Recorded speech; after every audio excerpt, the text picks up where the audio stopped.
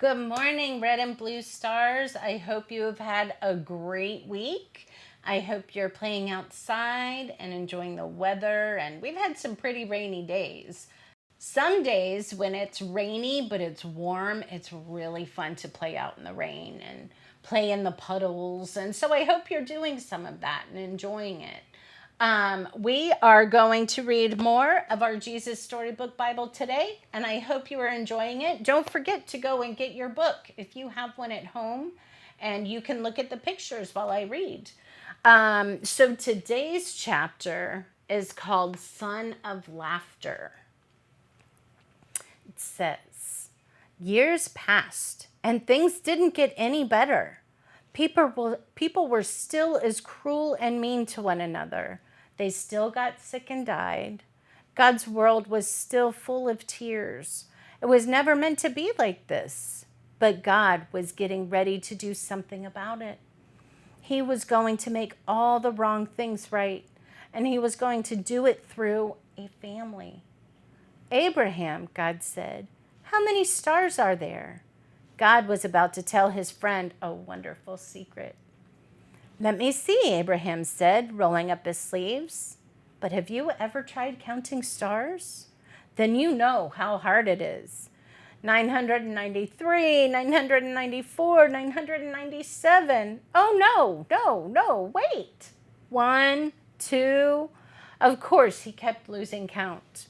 Too many, he said. See all the stars?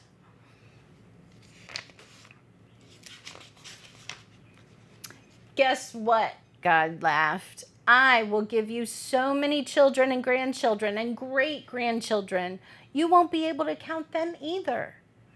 Abraham couldn't help but giggle at such a wonderful idea. But he stopped himself. How could he have a family? Don't be silly. He didn't have any children, let alone grandchildren. He wiped away a tear. Anyway, it was far too late for him to start having babies at his age. He was 99 years old.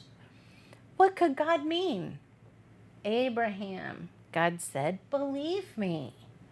And then God told Abraham his secret rescue plan.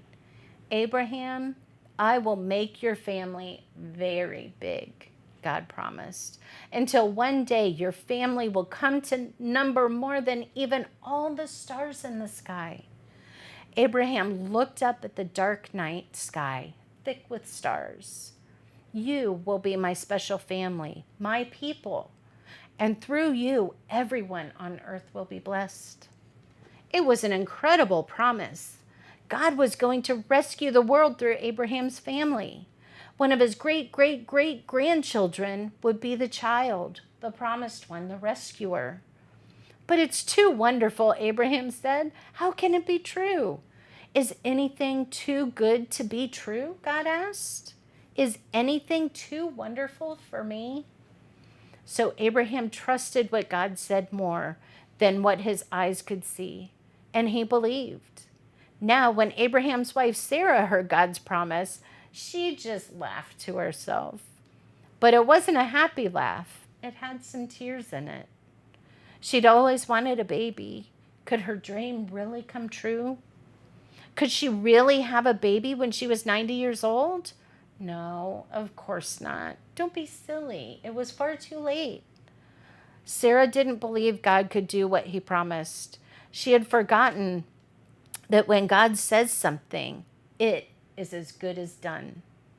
Of course, it's easy for God to give her a baby son, as it was for him to make all the stars in the sky. Sure enough, 9 months later, just as God had promised, Sarah gave birth to a baby boy.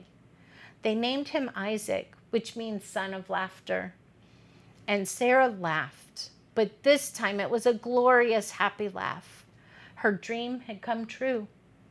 God would do as he promised. He would always look after Abraham's family, his special people. And one day, God would send another baby, a baby promised to a girl who didn't have a husband. But this baby would bring laughter to the whole world. This baby would be everyone's dream come true. Who do you think that baby is? Might be Jesus, right? Well, next week we will read another chapter from our Jesus Storybook Bible. Until then, don't forget to remember to send in your videos of what fruits you want Mr. Paul to sing about. And hey, if you have another song that you would like to hear Mr. Paul sing, send that in too, and we'll see if he can add some new songs. Until next week, have a wonderful week. Look at all the stars in the sky tonight, maybe. Maybe sit out in your backyard and see if you can count them. I will see you all next week. I miss you and can't wait to see your faces. Bye.